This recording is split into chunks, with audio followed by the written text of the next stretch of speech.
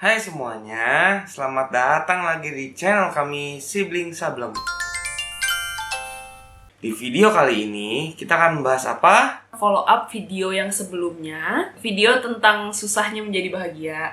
Untuk nge-refresh sedikit, kita itu punya 4 feature yang menghalangi kita untuk merasa bahagia. Buat yang belum nonton bisa langsung klik di sini. Nah, sebelum kita masuk ke gimana caranya untuk menyiasati 4 fitur yang kita punya itu, kita mau nyamain persepsi dulu nih. Persepsi tentang yang namanya awesome stuff. Nah, Stuff. iya, stuff. Kalau misalnya kita dengar kata stuff, itu cenderung yang ada di pikiran langsung benda, langsung things. Benar. Padahal awesome stuff itu lebih dari itu. Bahkan ada satu penelitian yang bilang juga bahwa justru sesuatu yang bukan material yang membuat orang tuh jauh lebih merasa happy. Apa dong kalau bukan material? Kalau bukan material, dia experiential. Nah, experiential itu adalah sebuah pengalaman, sebuah aktivitas gitu. Jadi, instead of barang yang dianggap keren, justru ada penelitian yang bilang kayaknya daripada lu beli barang, lebih baik lu beli pengalaman nih. Karena itu jauh membuat lu merasa happy. Bahagia. Siapa yang bisa bilang seperti itu? Nah, penelitiannya, gue jujur nggak bisa baca nama orang ini. Lu bisa nggak bacanya? Ya, Nah, penelitiannya itu membahas. Nah ya, gue taruh aja di layar namanya. Orang ini ngebahas tentang awesome stuff itu. Jadi dia bikin 2 kelompok nih. Kelompok yang ini dikasih tahu bahwa oke, lo akan dapat barang yang paling lo tunggu-tunggu. Di kelompok B, dia bilang bahwa oke, lo akan pergi ke suatu tempat yang sudah lo idam-idamkan dari dulu. Nah, di penelitian ini setelah dikasih tahu sama penelitinya bahwa yang ini akan dapat barang yang dia suka, yang ini akan liburan ke tempat yang dia suka, tingkat kebahagiaan kelompok yang sebelah sini yang dikasih tahu bahwa barangnya akan dibeliin itu 4,41. Skala 1 sampai 7. Yang di sebelah sini nih, kelompok yang dikasih tahu dia bakal pergi ke tempat yang dia suka, tingkat kebahagiaannya cuma 2,9. Sangat kecil. Kecil. Dibandingkan yang tadi ya. Iya, yang pertama ini 4,41, yang ini 2,9. Nah, terus pergilah mereka ya kan. Yang ini pergi, yang ini dapat barangnya gitu. 2 minggu setelah yang ini balik, 2 minggu setelah yang ini dapat barangnya, diukur lagi tuh pakai skala kebahagiaan yang sama. Kelompok yang ini rating kebahagiaannya adalah 4,91. Meningkat sedikit. Dari 4,41 jadi 4,91. Oh, sedangkan Yang sebelah sini dari 2,9 ya tadi ya. ya, Dia 5,7. sangat jauh. Dia ningkatnya lumayan signifikan. Yang material meningkat tidak lebih dari 1 poin. Sedangkan yang Experiential meningkat hampir 2 poin. Iya. Nah, terus 4 minggu kemudian diukur lagi dengan skala kebahagiaan yang sama. Yang sini, yang material, yang dikasih benda, tingkat kebahagiaannya adalah 4,67. Turun. Sedikit. Turun sedikit. Tentu dong, kan udah lama, ya kan? Udah lama. Tinggal screenshot gini. Nah, yang sebelah sini, yang experiential, sama, turun juga. Tapi jadi 5,42. Jadi, dua-duanya sama-sama turun, tapi yang di sebelah sini tetap skornya lebih tinggi daripada yang di sini. Padahal tadi mereka startnya dari 2 loh, yang di sebelah sini. Iya, benar. Jadi 5. Yang di sini startnya dari 4, tetap 4. Iya. Jadi dari penelitian itu disimpulkan bahwa rupanya nih, manusia itu cenderung lebih happy terhadap hal-hal yang experiential daripada hal-hal yang bersifat Material. material. Nah, kenapa? Kenapa apa gitu? Kenapa kita lebih happy ketika kita mendapatkan experience ketimbang material? Nah, itu karena yang pertama itu adalah manusia itu. Masih ingat di yang lalu kita itu ngebahas tentang hedonic adaptation. Ya kan? Kita beradaptasi terhadap hal-hal yang membuat kita happy. Oh, berarti dengan pengalaman one time experience kita itu tidak ada waktu atau kesempatan untuk beradaptasi. Iya. Kalau kita pergi 1 minggu ke Bali, Iya. kita belum sempat beradaptasi, tiba-tiba kok udah pulang lagi ke Jakarta nih. Iya, benar. Jadi kita belum sempat beradaptasi sama rasa yang kayak gitu. Udah pulang lagi, udah hilang. Sedangkan kalau sama gadget, nggak mungkin kan kita punya gadget cuma 1 minggu. Benar. 1 minggu ganti, 1 minggu ganti, 1 minggu ganti, buset, Iya, ya kan? Nggak lu- mungkin. Iya, kalau kita sih nggak mungkin ya. Iya, kita nggak Iya. mungkin. Oh, pantesan ya one time thing tuh lebih membahagiakan. Kata teman gue. Ada namanya. Ya, sensor ya. Sekarang kita masuk ke gimana caranya menyiasati adaptasi yang kita bahas di video sebelumnya. Boleh. Manusia itu cenderung beradaptasi terhadap banyak hal, baik hal yang menyenangkan maupun yang menyedihkan. Nah, kita fokus ke yang adaptasi terhadap hal yang menyenangkan. Ya, karena kan kita pengen bahagia. Ya, kita mau bahagianya long last gitu kan, yang panjang gitu. Jadi gimana sih caranya supaya kita nggak beradaptasi terhadap kebahagiaan? Kita ngebahas ini in terms of awesome stuff ya. Awesome stuff yang udah kita revisi tadi, yang tentang experiential, bukan yang tentang material. Nah, kalau misalnya kita lagi liburan nih, Teh, cara pertama adalah savoring. Itu adalah suatu cara untuk stepping out dari experience. Nah, bagian sini ada klip yang kepotong nih teman-teman. Intinya, savoring kan mereview dan mengapresiasi pengalaman. Nah, do's and don'ts-nya akan dibahas di video setelah ini. Penting juga buat kita untuk ceritain pengalaman kita ke orang lain. Karena ternyata ada penelitiannya tuh, kalau kita ceritain pengalaman menyenangkan kita ke orang lain, kitanya cenderung happy, orang lain yang dengerin juga ikut happy. Kayak yang gitu. tadi kita coba ya, tentang gitu. cerita ke pantai, terus belum dapat cerita dari orang lain juga, jadi kebahagiaannya tuh kita bertukar kebahagiaan lah gitu ya. Bukan cuma nyeritain tentang pengalamannya doang, tapi juga menceritakan tentang gila itu tuh membuat gue sangat bahagia loh. Seberapa lo bahagia ketika mengalami hal itu juga patut diceritakan ke orang lain. Terus perlu juga dipikirkan tentang seberapa kalian merasa kalian tuh lucky gitu untuk ada di sana.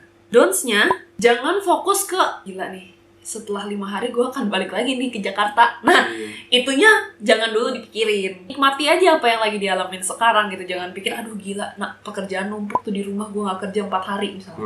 Baik itu H-1, maksudnya hari terakhir atau detik terakhir, jangan ya berarti ya. Selama kita masih liburan, ya kita liburan gitu. Jangan mikirin yang apa. Even selama masih di pesawat pun, lu nikmatin aja pemandangan yang bisa lu lihat gitu. Gak usah kayak, ini pemandangan terakhir gue. Jangan. Nggak perlu. Jangan. Tidak perlu. Cukup dengan gila keren banget gitu ya. Sebenarnya taking photos itu juga adalah salah satu hal yang perlu dilakukan. Nah, tapi tujuannya harus benar. Tujuannya harus mengabadikan momennya.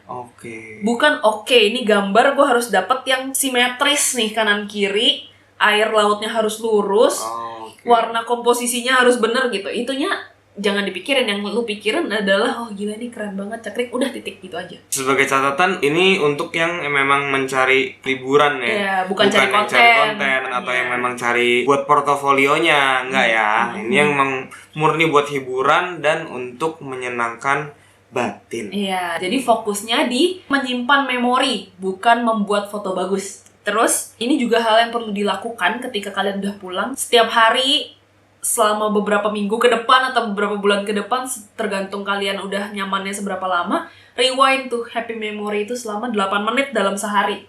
8 menit? Niscaya dapat meningkatkan kebahagiaan. Exactly 8 minutes tuh ya? Kata penelitiannya begitu, Pak. Misalnya nih habis liburan ke Bali 5 hari gitu. Terus habis itu hari ke-6-nya kan udah di Jakarta nih. Nah, itu tuh lo rewind terus tuh 8 menit dalam satu hari itu cukup untuk menjaga kebahagiaan yang kemarin itu tetap kebawa terus. Kalau kelamaan kira-kira kenapa ya? Kelamaan jadinya mikirin yang lain-lain pasti. Ya, udah di Jakarta gue malah jadi sedih. Malah jadi kayak aduh pengen lagi deh yang itu gitu. Gue kira tuh akan terjebak dengan gue gak tahu gitu. Nice. Itu tadi tentang savoring, do's and don'ts-nya. Sekarang lanjut ke poin kedua, yang adalah making this day your last day. YOLO. YOLO, betul. Ternyata YOLO itu benar. Tidak selamanya buruk. Iya, tidak selamanya buruk. Ya YOLO yang menguntungkan diri lah ya, jangan yang kayak YOLO. Jangan. Apa sih, Teh? Boleh. Hah? Apa sih?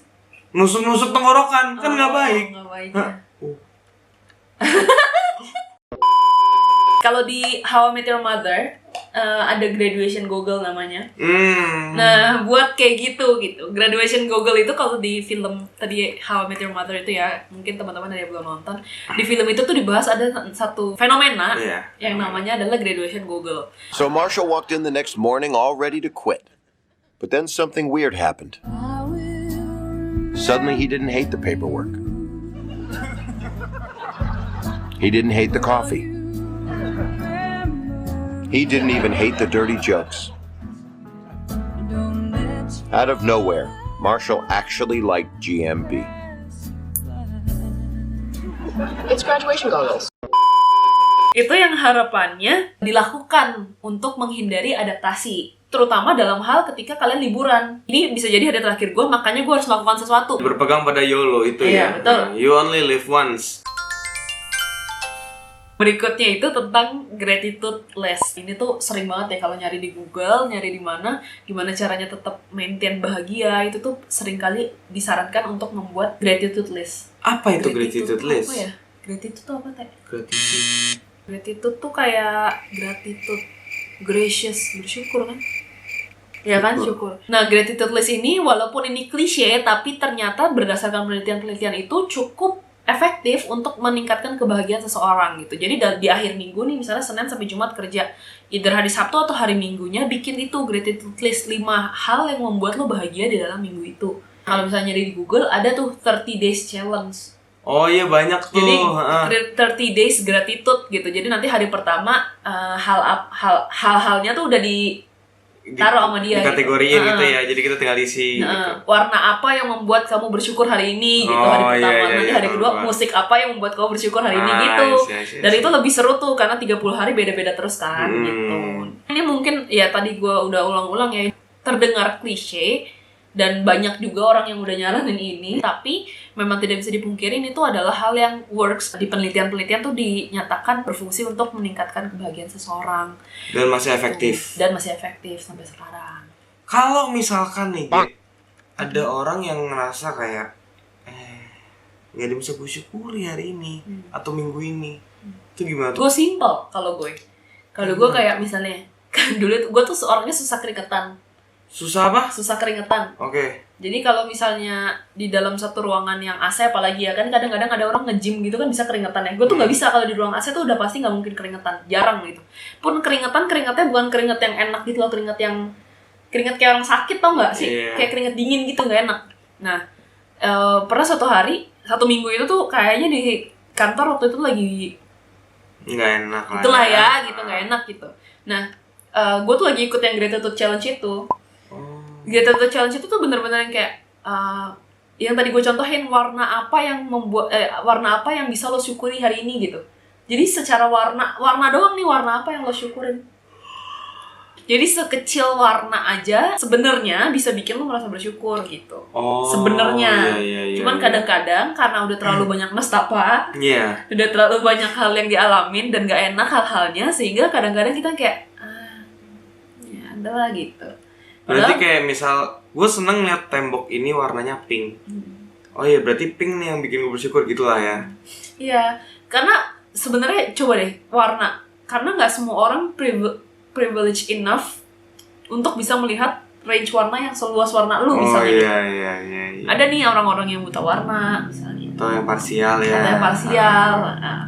Jadi, itu hal yang bisa membuat kita lebih bersyukur ya sebenarnya. Tapi luput kan sebenarnya, luput gitu kayak warna, ya udah warna kayak gini gitu. Takut aja gue. Berarti sebenarnya tuh hal kecil, sekecil warna pun itu sebenarnya adalah hal yang membuat kita bisa lebih bersyukur lagi tentang suatu hari lah gitu. Kalau memang sebenarnya nggak ada kejadian yang bisa lo syukuri pada hari itu, ya dicari apa sih gitu. Nafas misalnya. Air misalkan. Air seger banget nih gitu.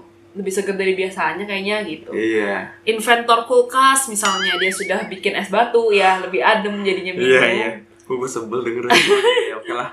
Kalau gue sih paling sering bersyukur tiap harinya tuh tentang keberadaan AC. Oh iya. Panas bos. Kalau gue bisa bangun tepat waktu aja bersyukur kadang-kadang. Jam 8 gue bangun nih, bagus juga gitu. Karena biasanya jam 11 gitu kan. Kayak gue juga kok jam 5 gitu kan. Beda ya. Nah, itu tadi 3 poin yang membantu kita untuk bisa menyiasati salah satu fitur yang nyebelin yang menyebabkan yang namanya itu perceptual adaptation ya gitu. Hedonic adaptation. Yang namanya itu hedonic adaptation ya. Itu baru satu aja udah kayak gini ya. Semoga 3 poin tadi bisa teman-teman mengerti dengan mudah. Dan untuk fitur-fitur lainnya, bagaimana menyiasati fitur-fitur lainnya akan kita bahas di video-video selanjutnya. Yang ya kita tunggu aja kapan bisa rilis. Semoga bisa secepatnya ya Ge ya. Jangan lupa like video ini teman-teman. Kalau video ini bermanfaat buat teman-teman atau teman-teman suka video ini, jangan lupa nyalain lonceng notifikasinya juga supaya kalau misalnya ada video lanjutan dari video ini, teman-teman bisa nggak ketinggalan untuk nontonnya. Nah, jangan lupa juga nih, karena kita lagi di kondisi pandemi, tetap jaga jarak Pakai masker. dan rajin-rajin cuci tangan. Stay healthy, stay sane. Bye.